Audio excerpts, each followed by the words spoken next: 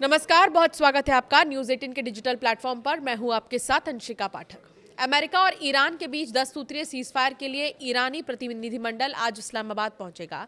दूसरी तरफ सीज़फायर के ऐलान के बावजूद तनाव कम होने का नाम नहीं ले रहा।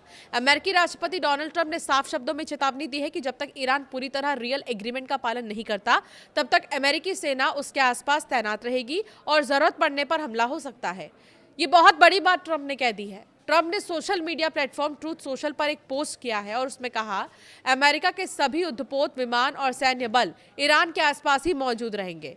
उन्होंने ये साफ कह दिया है कि ये तैनाती इसीलिए है ताकि ईरान समझौते की शर्तों का पूरी तरह से पालन करे। जरूरत पड़ने पर हमला करेंगे, ये ट्रंप ने कहा।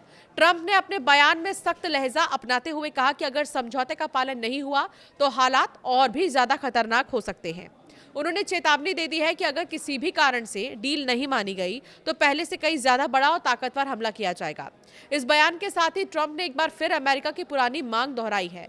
उन्होंने कहा कि ईरान को परमाणु हथियार बनाने की दिशा में कोई कदम नहीं उठाना होगा और हॉर्मुज जल डमरू मध्य हर हाल में खुला और सुरक्षित रहना ही चाहिए।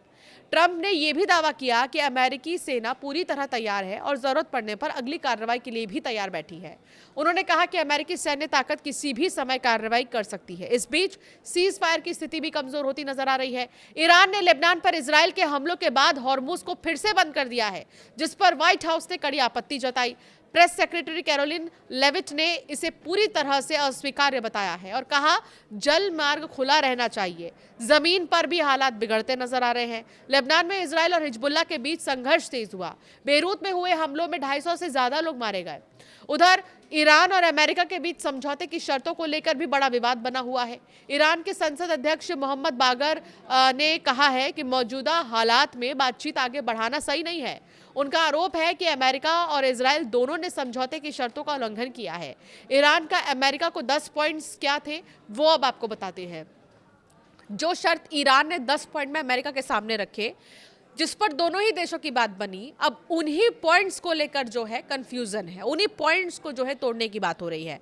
प्लान क्या था? पहला तो यही था कि हमले पूरी तरह से बंद हो। ईरान ने अमेरिका और इजराइल से सभी सैन्य हमले खत्म करने की मांग रखी। दूसरा, सभी सैंक्शंस हटाए जाएं।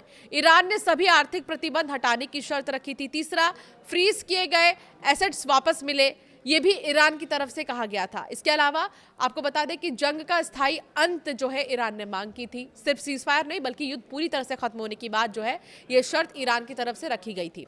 अमेरिकी सेना की वापसी, यानी कि जो भी युद्ध के क्षेत्र है वहां से अमेरिकी सेना की वापसी हो, ये ईरान ने ये शर्त रखी।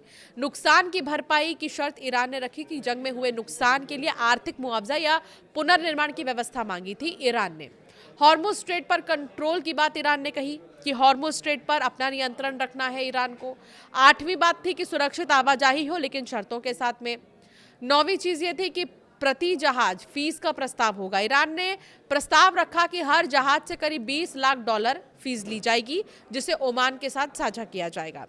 10वां यह था कि क्षेत्रीय संघर्ष भी खत्म हो। लेबनान में हिजबुल्लाह पर हमले समेत क्षेत्रीय तनाव खत्म करने की मांग शामिल है। लेकिन अब इसी पॉइंट को, इसी मांग को जो है इजराइल की तरफ से जो है एक तरह से तोड़ते हुए देखा जा सकता है और इजराइल की तरफ से इस शर्त का पालन नहीं किया जा रहा है, जिसको लेकर ईरान के अंदर बहुत ज़्यादा गुस्सा है और इसीलिए कहा जा रहा है कि ये युद्ध एक बार फिर से छिड़ सकती है, एक बार फिर से दोनों ही देश आमने सामने हो सकते हैं।